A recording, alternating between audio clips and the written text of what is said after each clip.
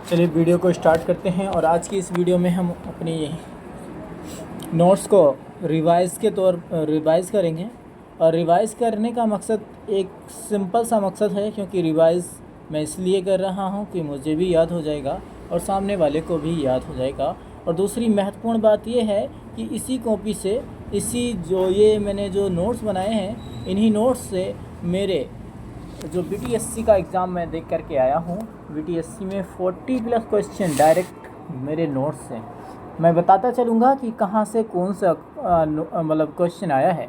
चलिए स्टार्ट करते हैं। सबसे पहले मोटिवेशन के साथ, तो रहिए मोटिवेट। सबसे पहले मोटिवेशन, तो मोटिवेशन में सबसे पहले मोटिवेशन के साथ सबसे पहले मोटिवेशन।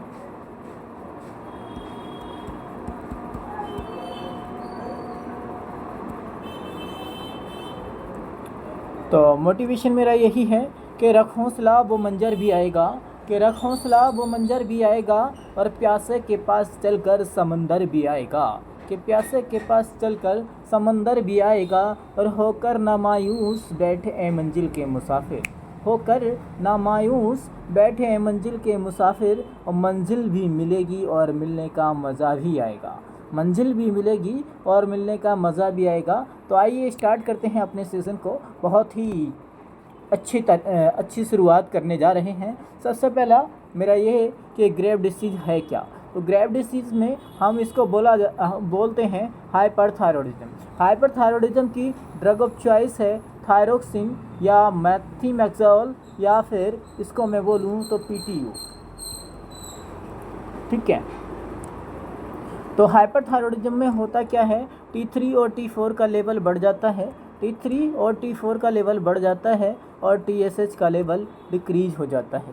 ठीक है, और थायरोटॉक्सिकोसिस की बात करें तो थायरोटॉक्सिकोसिस में होता क्या है, थायरोटॉक्सिकोसिस में ये भी हाइपरथायरॉयडिज्म है। और जबकि हमने अभी पहले ही बताया कि T3 T4 का लेवल इंक्रीज हो जाता है हाइपरथायरॉयडिज्म में, और TSH का लेवल डिक्रीज हो जाता है हाइपरथायरॉयडिज्म में। अब बात करते हैं हाशिमोटो डिसीज़। तो बीटीएससी के मेरे क्वेश्चन पेपर में ये डायरेक्ट दिया गया था कि हाशिमोटो डिसीज़ में क्या होता है। ऑप्शन दे रखा था T4 का लेवल बढ़ जाता है, TSH का लेवल घट जाता है, और थायराइड जो एंटीबॉडी है वो निगेटिव होती है, और थायराइड एंटीबॉडी है वो पॉजिटिव होती है। तो एज़ पर द आपको जैसे कि अभी हम इसमें डिस्कस करेंगे, तो ये हाइपोथायरॉयडिज्म में होता क्या है। तो हाइपोथायरॉयडिज्म में होता है कि TSH का लेवल इंक्रीज हो जाता है, T3 और T4 का लेवल डिक्रीज हो जाता है, TSH का लेवल इंक्रीज हो जाता है। जबकि ऑप्शन दे रखा था कि डिक्रीज हो जाता है, तो ऑप्शन ये गलत हो जाता, और ऑप्शन दे रखा था T4 का लेवल बढ़ जाता है, जबकि T3 और T4 दोनों का ही लेवल डिक्रीज होता है हाइपोथायरॉयडिज्म में। अब बात करते हैं कि उसका आंसर क्या जाना चाहिए था। तो आंसर गया था उसका कि जो थायराइड एंटीबॉडी है वो पॉजिटिव होगी, थायराइड जो एंटीबॉडी है वो पॉजिटिव होगी, या थायराइड जो एंटीबॉडी है वो निगेटिव होगी। तो आपका वैसे भी पता होना चाहिए, जब दो अपोजिट ऑप्शन दिए जा रहे हों तो क्वेश्चन का आंसर उन्हीं में मिलता है। तो सबसे पहले मैं आंसर की बात करूं तो थायराइड जो एंटीबॉडी है वो पॉजिटिव होगी, वही उसका आंसर भी था। चलिए अब हाइपोथायरॉयडिज्म की ड्रग ऑफ चॉइस की बात करें तो लिवोथायरोक्सिन इसकी ड्रग ऑफ चॉइस हो जाती है, लिवोथायरोक्सिन या इसकी ड्रग ऑफ चॉइस हो जाती है किसकी, हाइपोथायरॉयडिज्म की ड्रग ऑफ चॉइस होती है लिवोथायरोक्सिन। आइए बात करते हैं वुंड हीलिंग की। जब भी कोई हमारे हैंड या फिर हमारी उंगली या फिर हमारे जब भी कट जाता है तो सबसे पहली जो स्टेज होती है वो क्या कहलाती है, हेमेस्टेसिस कहलाती है। उसके बाद इन्फ्लामेशन होता है, उसके बाद रिकन्स्ट्रक्शन हो जाता है, उसके बाद मैचुरेशन होता है। तो इसकी एक ट्रिक है HIRM, हिरम। इसको मैं हिरम नाम से याद करता हूँ, हीमेस्टेसिस, इन्फ्लामेशन, रिकन्स्ट्रक्शन और मैचुरेशन। एल्ब्यूमिन का जो नॉर्मल वैल्यू होती है वो वैसे तो इसकी जो रेंज होती है 3.5 to 5 मिलीग्राम पर DL होती है। ऐसे ही अगर एक वैल्यू पूछे तो 5 mg पर DL जो कि एडेमा कोज करती है अगर इसका वैल्यू कहते ना, अगर ये जो एल्बुमिन है हमारी बॉडी में कम हो जाता है तो, क्योंकि ऑनकोटिक प्रेशर कम हो जाता है और हाइड्रोस्टेटिक प्रेशर बढ़ जाता है। नेक्स्ट पॉइंट है कि persistent lymph adenopathy seen in, तो किस में देखने को मिलता है? HIV के पेशेंट में परसिस्टेंट लिम्फ एडिनोपैथी देखने को मिलता है। और multi drug therapy is a treatment of TB, leprosy और HIV। TB, लेप्रोसी और HIV में हम यूज करते हैं क्या? Multi drug therapy. और ये भी एक क्वेश्चन आया था अभी इस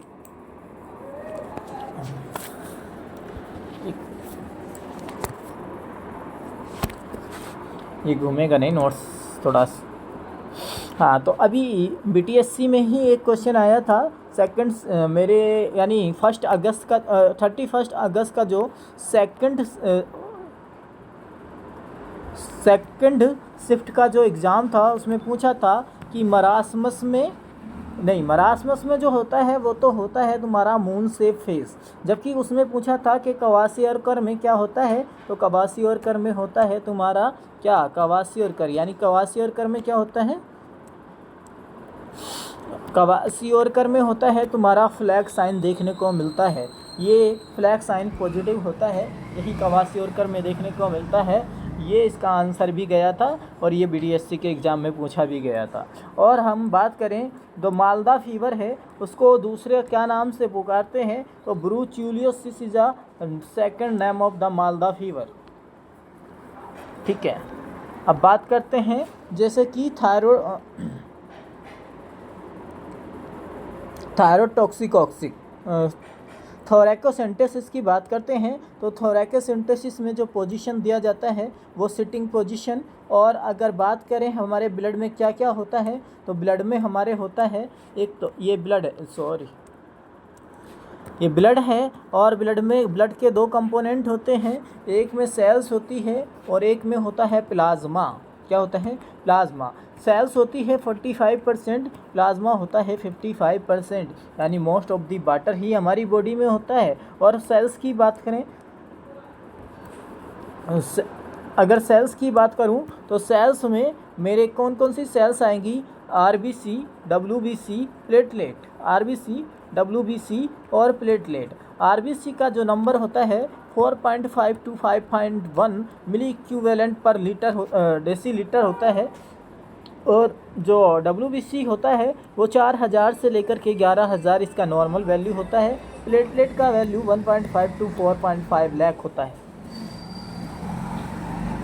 और हम टेस्टिंग डोज जो देते हैं बिफोर गिविंग द इंजेक्शन, हम किसके लिए देते हैं? नॉन माल एफिशिएंस के लिए देते हैं कि पेशेंट को कोई भी हार्म ना पहुँचे। और उससे पहले most common cause of the, अगर PPH का पूछे, PPH का मोस्ट कॉमन कोज पूछे तो क्या होता है? एटोनिसिटी ऑफ द यूट्रस या फिर एटोनिक यूट्रस।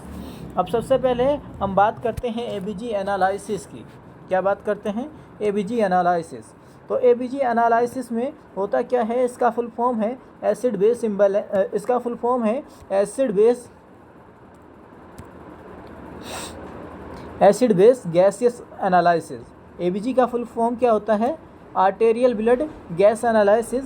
लेकिन इसको हम लोग जो बोलते हैं वो बात क्या करते हैं कि एसिड बेस इम्बैलेंस का हम पता करते हैं या एनालिसिस करते हैं। तो सबसे पहले हमें 2 फार्मूला याद होना चाहिए। एक तो pH = pH HCO3/PCO2 और रोम हमें इसकी टेक्निक यूज़ करनी चाहिए। यानी pH का मतलब अगर HCO3 बड़ा है तो pH तुम्हारा बढ़ा होगा, अगर HCO3 तुम्हारा घटा है तो तुम्हारा pH भी घटा होगा। और डायरेक्ट जैसे कि हमने अभी देखा कि pH डायरेक्टली प्रोपोर्शनल होता है SCO3 के और pH इन्वर्सली प्रोपोर्शनल होता है CO2 के। तो अगर pH बढ़ेगा तो SCO3 बढ़ेगा, और pH घटेगा तो SCO3 घटेगा, और pH बढ़ेगा तो CO2 घटेगा, और pH घटेगा तो CO2 बढ़ेगा। ये उल्टा रिलेशन होता है इन्वर्सली प्रोपोर्शनल में। ठीक है, बात करते हैं और रोम टेक्निक की। तो रोम क्या है?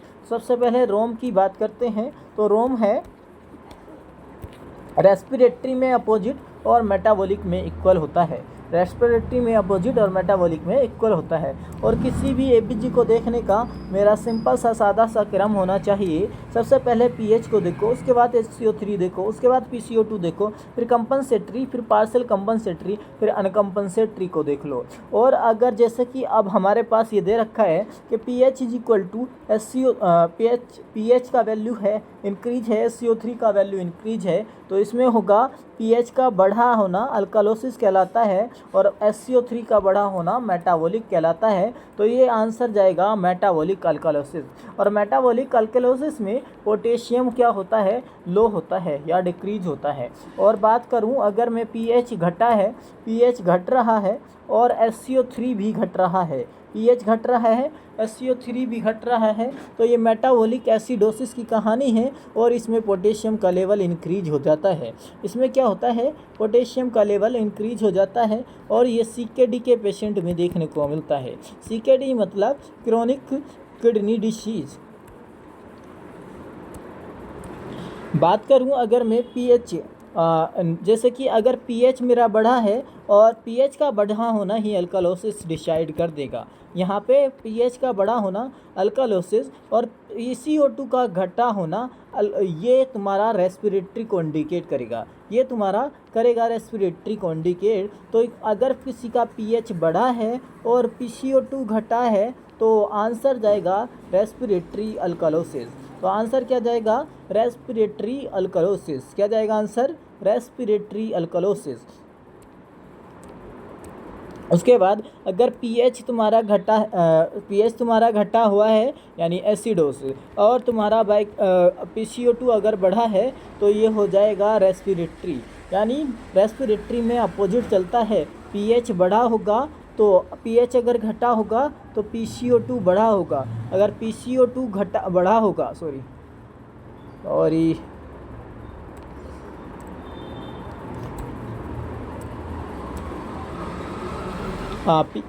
PCO2 अगर बढ़ा होगा तो पीएच तुम्हारा घटा होगा, और पीएच अगर बढ़ा होगा तो PCO2 तुम्हारा घटा होगा। ठीक है, अब बात करते हैं नॉर्मली अगर कंपनसेटरी में। तो कंपनसेटरी में तुम्हारा जो पीएच है वो ऑलवेज नॉर्मल होगा। पीएच तुम्हारा नॉर्मल होगा। और अगर बात करूं मैं कंपनसेटरी में कौन सी कंडीशन है? कंपनसेटरी में रेस्पिरेटरी है, और तुम्हारा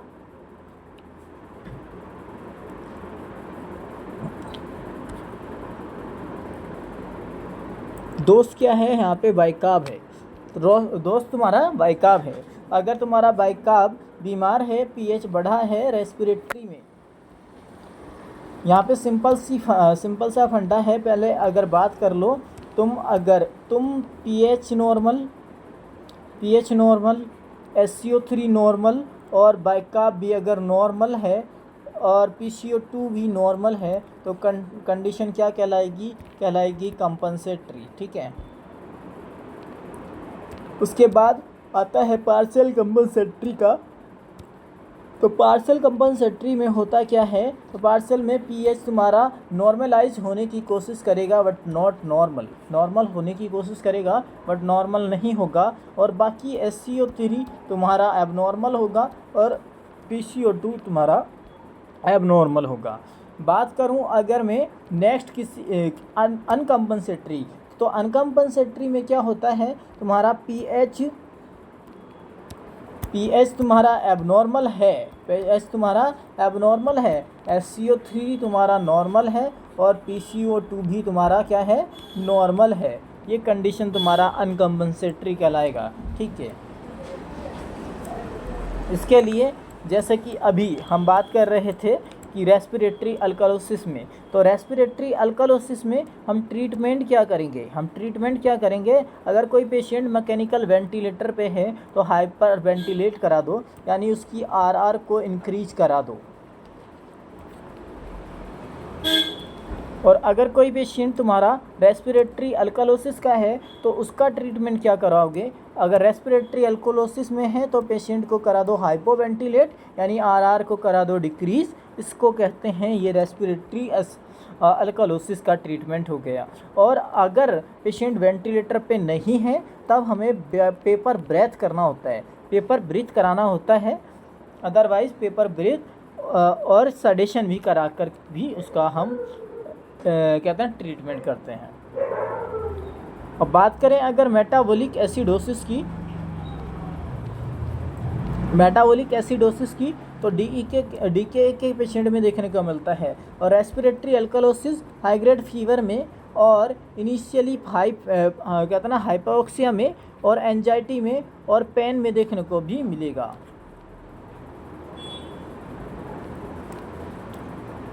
हाँ, तो मेटाबॉलिक एसिडोसिस में सबसे पहले हमारा फर्स्ट प्रायोरिटी क्या होगा, तो सोडियम बाइकार्बोनेट दे दो और उसके बाद इंसुलिन इन्फ्यूजन लगा दो। और उसके बाद अगर, और हाँ ध्यान रखें, रैपिड करेक्शंस भी कॉम्प्लिकेशन कराता है, हाइपोकैलेमिया करा देगा, हाइपोकैलेमिया करा देगा, हाइपोकैल्सीमिया करा देगा, सेरेब्रल एडिमा भी करा सकता है, यानी हैमरेज भी करा सकता है। और वोमिटिंग और वोमिटिंग अगर होगा तो क्या होगा, यानी मेटाबॉलिक अल्कलोसिस होगा। क्यों होगा, क्योंकि जो मेरा स्टोमक है वो एसिडिक है, और अगर वोमिट होगा तो एसिड तो निकल जाएगा बाहर, बचेगा क्या, अल्कलोसिस बचेगा। इसका पीछे का यही कंसेप्ट है।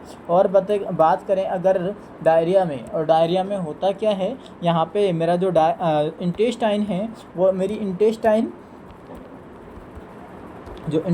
है उसमें जो है अल्कलाइन नेचर का होता है उसका फ्लूइड, अगर वो अल्कलाइन अगर निकल जाएगा, बचा तुम्हारा एसिडोसिस। तो डायरिया में होता है मेटाबॉलिक एसिडोसिस। और वेट या जो इलियोस्टोमी है उसमें भी होता है तुम्हारा मेटाबॉलिक एसिडोसिस। ठीक है,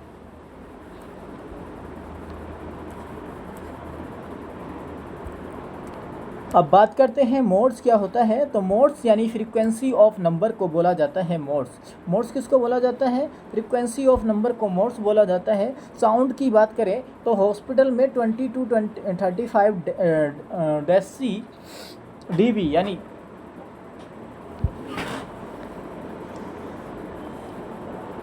और लाइब्रेरी में 35 to 40 dB और वर्कशॉप में तुम्हारा 40 to 60 dB होता है। और कॉन्फ्रेंस के लिए अगर मैं साउंड की बात करूं तो नॉर्मल लिमिटेशन 40 से 45 होता है। और अगर बात करें हमारे कानों से,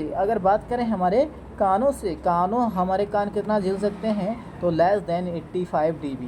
और इसके अबव हेयरिंग लॉस का खतरा होता है। बात करें मीन की, तो मीन में क्या होता है, तो मीन होता है central tendency to show the qualitative variable.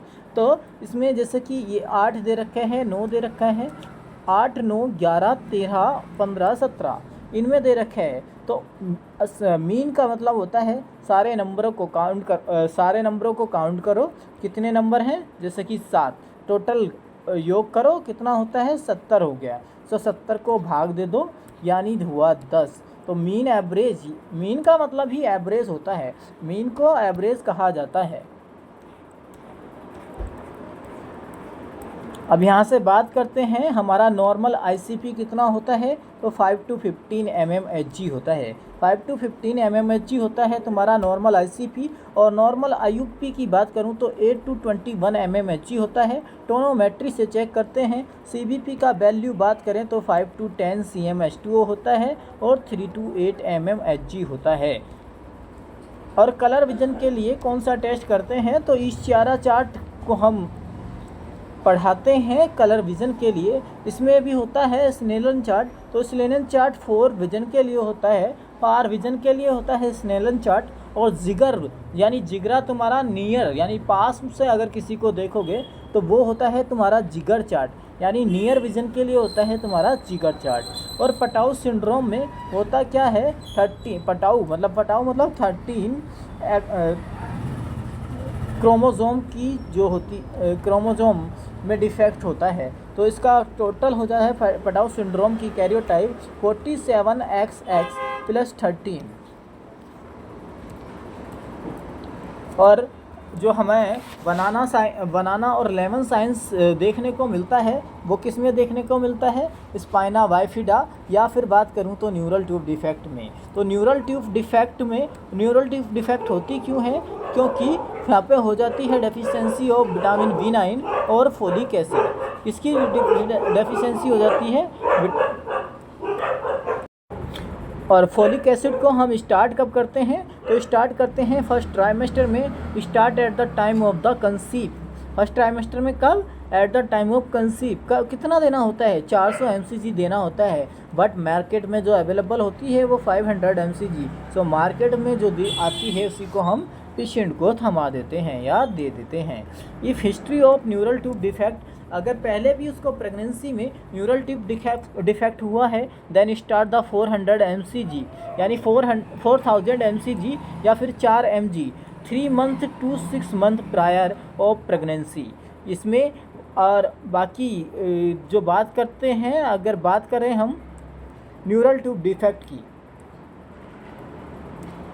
तो न्यूरल ट्यूब डिफेक्ट होता है 3 तरह का। एक को बोलते हैं एनसेफेलोली, एक को बोलते हैं एनेंसेफेली, और एक को बोलते हैं एनसेफेलोसील, और एक को बोलते हैं स्पाइना बाइफिडा। एनसेफेलोसील का मतलब यानी बोन का एब्सेंट हो जाना। एनसेफेलोसील का मतलब wide gap in between the bone skull bone.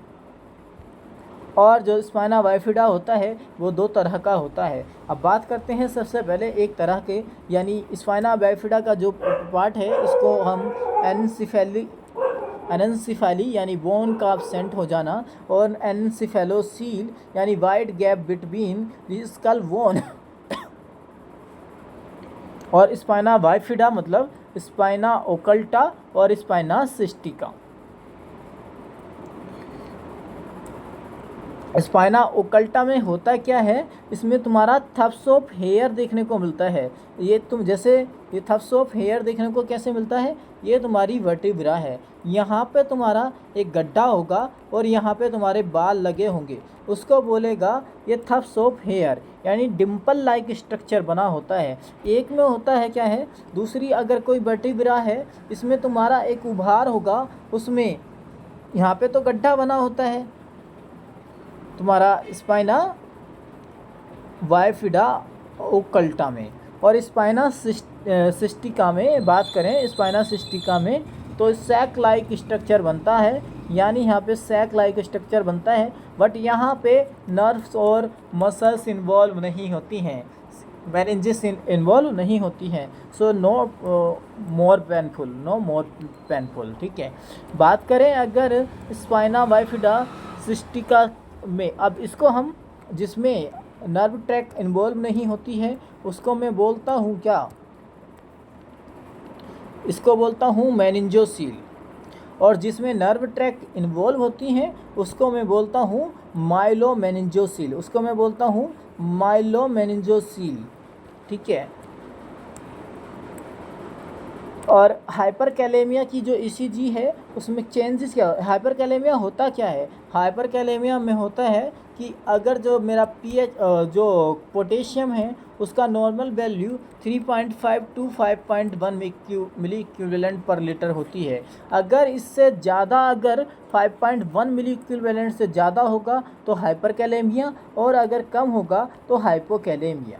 अब बात करते हैं ईसीजी में क्या चेंजेस आएंगे, तो ईसीजी में अगर हाइपरकैलेमिया में प्रोलोंग पीआर इंटरवल हो जाएगा और वाइडेंड क्यूआरएस कॉम्प्लेक्स हो जाएगा, prolong PR interval, widened QRS complex और टॉल टी वेव देखने को मिलेगी, Q2 इंटरवल शॉर्ट देखने को मिलेगा। ये तुम्हारा हाइपरकैलेमिया में देखने को मिलेगा, ठीक है। किस में मिलेगा, हाइपरकैलेमिया में देखने को मिलेगा।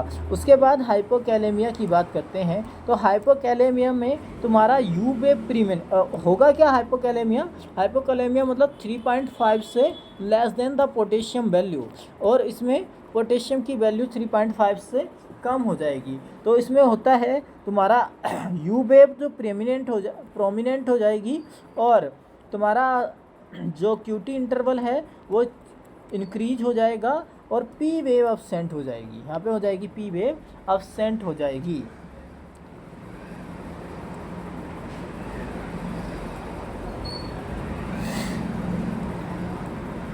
फिर से देखते हैं, और एसटी सेगमेंट जो है तुम्हारा डिप्रेस हो जाएगा।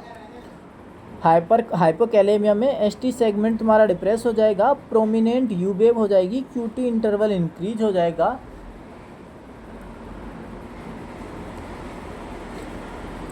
और तुम्हारा जो स्पर्नोलैक्टोन यानी जो एल्डोस्टेरोन टैबलेट है वो है तुम्हारा पोटेशियम स्पेयरिंग डायोरेटिक। और जो तुम्हारा ये काम क्या करती है, tendency to retention the potassium. तो इसको हम जो सीकेडी वाले पेशेंट हैं उनमें अवॉइड करते हैं। क्यों करते हैं अवॉइड? क्योंकि ये पोटेशियम को कहते हैं ना एक्यूमुलेट करती है। बात करें लैसिक्स की, तो लैसिक्स जो है नाम है, और जबकि ब्रांड है उसका, जो कंपोनेंट है उसका वो फ्यूसेमाइड है। फ्यूसेमाइड में होता क्या है, ये लूप डायूरेटिक होती है, ठीक है। और ये क्या करती है, रिमूव करती है पोटेशियम को विद द यूरिन। SSPE क्या होता है? SSPE subsclerosing panencephalitis. It is a complication of the measles disease. Anaesthesia की बात करते हैं, इसके बाद एनेस्थीसिया की बात करते हैं। तो एनेस्थीसिया में रीजनल एनेस्थीसिया, यानी दो प्रकार के एनेस्थीसिया होते हैं, एक तो होता है रीजनल और एक होता है general. Regional particularly body parts के लिए, जैसे कि लॉक्स 2% लगा देते हैं और उसी पार्ट्स को सुन करता है, ठीक है। और एक होता है जनरल मतलब फुल बॉडी के लिए, यानी जैसे कि हम एनेस्थीसिया दे देते हैं। एनेस्थीसिया कौन सा वाला, जो मशीन में ओटी में मशीन के थ्रू दिया जाता है, एनेस्थेटिक ही देता है, ठीक है। और होल बॉडी इंक्रीज हो जाती है। इसमें क्या होता है, होल बॉडी के लिए दिया जाता है, मसल्स रिलैक्स हो जाती है, रेस्पिरेटरी डिप्रेशन देखने को मिलता है, पेशेंट को किया जाता है इंटूबेशन, ठीक है। और स्पाइनल एनेस्थीसिया में पहले जो हम बात करते थे स्पाइनल एनेस्थीसिया, आईबी और गैसेस में, तो पहले आज के दिनों में जो है हमारे पास जो इन्फ्लामेशन जो एनेस्थीसिया था, जैसे कि साइक्लोप्रोपेन और ईथर, इन दोनों को आज के दिनों में बंद कर दिया है, यानी बैन कर दिया है। और now days we are using the non inflammable गैसें। तो नॉन इन्फ्लामेबल गैसें कौन कौन सी होती हैं, तो गैसेस का कलर कोडिंग हम याद करते हैं, जैसे कि ये हैलोथेन, आइसोफ्लूरेन, डेस्फ्लूरेन, सिवोफ्लूरेन एंड एनफ्लूरेन। तो जो इसके लिए ट्रिक है हैलो HROEPPDYS, यानी हैलोथेन तुम्हारा रेड कलर का होता है, ऑरेंज कलर का एनफ्लूरेन होता है, पर्पल कलर का होता है तुम्हारा आइसोफ्लूरेन, और ब्लू कलर का होता है तुम्हारा डेस्फ्लूरेन, और येलो कलर का होता है तुम्हारा सिवोफ्लूरेन। याद करके देखा, ये होता है तुम्हारा हैलोथेन रेड कलर का, आइसोफ्लूरेन पर्पल कलर का, डेस्फ्लूरेन ब्लू कलर का, एनफ्लूरेन ऑरेंज कलर का, सिवोफ्लूरेन तुम्हारा होता है येलो कलर का। और बात करें अगर प्योर गैस की, तो प्योर गैस कौन सी है, तो मेरे पास प्योर गैस है N2O, यानी नाइट्रस ऑक्साइड। इसको हम लाफिंग गैस के नाम से भी जाना जाता है। All are the gases use in liquid form, यानी जिसको हम वोलेटाइल फॉर्म भी बोलते हैं। हैलोथेन का हम ये क्या होती है, हेपेटोटॉक्सिसिटी कराती है, इसलिए लीवर सर्जरी में इसको अवॉइड किया जाता है। आइसोफ्लूरेन रीनल सर्जरी और लीवर सर्जरी में कोई भी इफेक्ट नहीं डालती है, सो इसको हम आइसोफ्लूरेन को लीवर सर्जरी और रीनल सर्जरी दोनों के लिए यूज़ कर सकते हैं। तो best for liver and renal surgery, it is also the pungent gas. और ये आइसोफ्लूरेन पंजेंट गैस से, आइसोफ्लूरेन होती कौन सी गैस है, पंजेंट गैस, बट डेस्फ्लूरेन से कम होती है।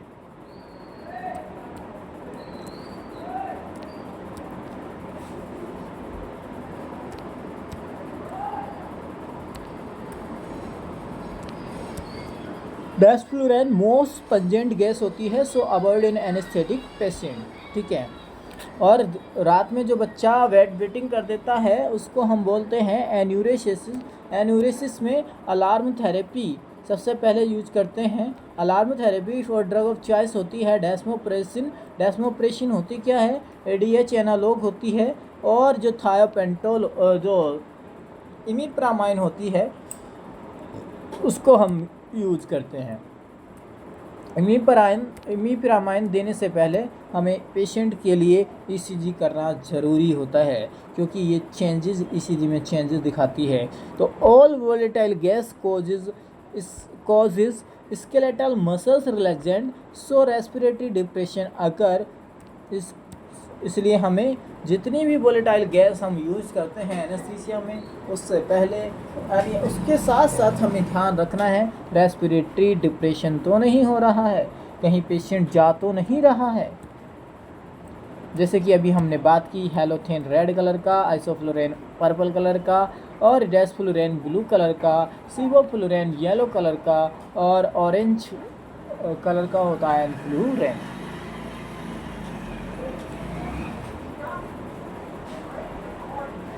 पर एडीएच का जो फॉर्मेशन होता है in hypothalamus but store in the posterior pituitary, जो इंक्रीज कर देता है, ये डेस्मोप्रेशन करता क्या है, increase the water absorption and decrease the urine output, और ये यूरिन आउटपुट को डिक्रीज कर देता है, वाटर ऑब्जॉर्प्शन को बढ़ा। और बात करते हैं एंटीकोलिनर्जिक की, तो एंटीकोलिनर्जिक करती क्या है, ये anticholinergic increase the capacity of the urinary bladder. और ट्राइसाइक्लिक एंटी रिप्रेजेंट जो ड्रग होती है वो इमिप्रामाइन होती है, टीसीए ग्रुप की जो ड्रग है उसको इमिप्रामाइन बोलते हैं। गुडल्स एयरवे की बात करें, इसको हम ओरोफेरेंजियल एयरवे भी बोलते हैं। It is use in unconscious patient और patient for the airway secretion and the clear the block of the epiglottis prevention by the tongue fall. तो एज के अकॉर्डिंग हमें ये साइज एंड शेप और colour याद रखना होता है। न्यूनेट में हम 00 यानी 00 साइज यूज करते हैं, और कलर होता है ब्लू कलर का। और लाइट ब्लू कलर का बात करें तो 0 यानी इन्फेंट में देखने को मिलता है, न्यूनेट में 00 और ब्लू कलर का। और बात करें अगर 40 इसका डायमेंशन होगा, और इन्फेंट की बात करें तो इन्फेंट में 0 कलर जो 0 है 0 साइज़ का और लाइट ब्लू कलर का होता है, और 50 डायमेंशन का होता है। चाइल्ड की बात करें तो 1 नंबर का और ब्लैक कलर का देखने को मिलेगा, और 60 इसका डायमेंशन होता है। एडोलसेंट में ये 2 नंबर का यूज करते हैं, और वाइट कलर का होता है, 70 इसका डायमेंशन होता है। एडल्ट में 3 नंबर का यूज करते हैं, ग्रीन कलर का होता है, 80 इसका डायमेंशन होता है। लार्ज एडल्ट में 4 नंबर का यूज करते हैं, ये येलो कलर का होता है, 90 इसका डायमेंशन होता है। और बात अगर मैं करूं एक्स्ट्रा लार्ज अडल्ट की, तो एक्स्ट्रा लार्ज अडल्ट क्या होता है में 5 नंबर का यूज़ करते हैं, और ये ऑरेंज कलर का होता है, 100 डायमेंशन होता है। एक्स्ट्रा लार्ज की बात करूं तो ये डबल एक्सल की बात करूं तो ये 6 नंबर का होता है, रेड कलर का होता है, और 110 इसका डायमेंशन होता है, 110 इसका डायमेंशन होता है। और इंटरवेंशन क्या करना है हमारा गुडल एयरवे से पहले, तो इंटरवेंशन की बात करें तो assess the any foreign particle in airway और लुब्रिकेट करना होता है। और इंसर्शन के टाइम हमें याद रखना है जो इसका पार्ट है downward part to be inserted upward and the at the junction of the hard palate. जैसे ये हार्ड पैलेट के पर पहुंचता है एंड सॉफ्ट पैलेट, तो इसको 180 डिग्री पे इसको घुमा दिया जाता है। और कैटगट की बात करें तो catgut is ban in Europe and the Japan due to bovine spongiform encephalitis, क्योंकि ये मेडकाओं में देखने को मिलता है। सूचर की बात करें तो नॉन एब्जॉर्बेबल सूचर होता है आउटसाइड यूज़ के लिए। और अगर नॉन एब्जॉर्बेबल की बात करें तो ये नॉन एब्जॉर्बेबल वाला कहाँ पे यूज़ होता है, नेचुरल जो एब्जॉर्बेबल वाला होता है वो होता है तुम्हारा इनसाइड द बॉडी के लिए। कैटगट की बात करें तो कैटल के जो कैटल सीप है उसके गट से स्मॉल इंटेस्टाइन के इलियम के सब म्यूकोजा लेयर से लिया गया है कैटगट। फर्स्टली जो यूज़ किया था वो कैटगट को जॉन हंटर ने यूज़ किया था। किसने? जॉन हंटर ने। Catgut preserve in the ethyl alcohol time 60 days. और क्रोमिक कैटगट की बात करूं तो preserve in the chromium and increase the time, तो 90 डेज के लिए हमें क्रोमियम को यूज करना होता है। पीडीएस जब पॉलीडाइजोन। मीडियन की बात करते हैं तो मीडियन होता है फर्स्ट एवरेज असेंडिंग ऑर्डर में करो, पहले तो इसको अरेंज करो असेंडिंग ऑर्डर में, अब उसके बाद जो मिड का वैल्यू है उसको कंसीडर कर लो और मीडियन तुम्हारे सामने होगा। जैसे कि इसमें दिया गया है 8 12 15 16 4 18, और यहाँ पे हमने इसको अरेंज किया बढ़ते हुए क्रम में, तो 4 16 8 12 13 15 16। तो ये अब मान के चलो कितने हैं, तो 1 2 3 4 5 6 और एक 7, तो 7 में एक तो इधर छोड़ दो और 3 इधर 3 इधर, तो बचेगा एक जो 12 नंबर का है वो इसका मीडियन कहलाएगा। ठीक है। ईसीटी की बात करूं तो ये दी थी तुम्हारा, इसकी फुल फॉर्म पहले पता करते हैं। तो पहले इसका फुल फॉर्म है ईसीटी इज इलेक्ट्रोकन्वल्सिव थेरेपी, और इसको सबसे पहले डिस्कवर करने वाला कौन था? Hugo Cerletti and the Bini. Okay. 70 to 130 milliequivalent 70 to 130 millivolt का हम इसमें करंट पास करते हैं, यूज करते हैं, और 200 से 1600 एम्पियर तक यूज करते हैं। ठीक है।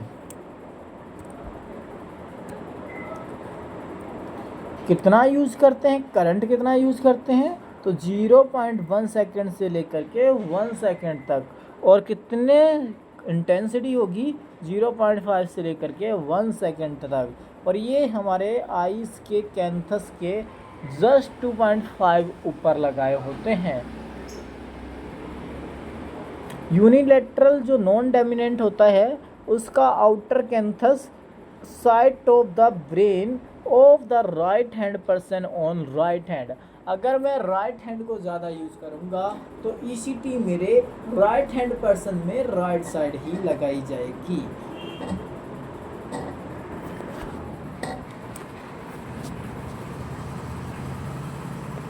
और राइट हैंड वाले पर्सन में राइट साइड ही लगाई जाएगी। और बिफोर जो ईसीटी है हम एट्रोपिन इंजेक्शन देते हैं, सोडियम थायोपेंटोल देते हैं, और जो कि जो सोडियम है एट्रोपिन सल्फेट है वो क्या करता है? वो करता है तुम्हारा एंजाइटी और सिक्रीशन को रिलीज कर देता है। सोडियम थायोपेंटल तुम्हारा मसल्स रिलैक्सेंट हो जाता है, इसलिए हमें V4 करना चाहिए। Okay, thank you so much. मिलते हैं नेक्स्ट वीडियो में, अभी के लिए इतना ही, धन्यवाद। अगर अभी तक आपने मेरे चैनल को सब्सक्राइब नहीं किया है तो कृपया करके चैनल को कीजिएगा सब्सक्राइब, और वीडियो को सबसे ज़्यादा लाइक एंड शेयर कीजिए और बाकी सब लोगों के लिए भी। और आप बताइएगा कि इन नोटों से आपको क्या पॉइंट कुछ क्लियर हो रहे हैं कि नहीं हो रहे हैं। Thank you so much.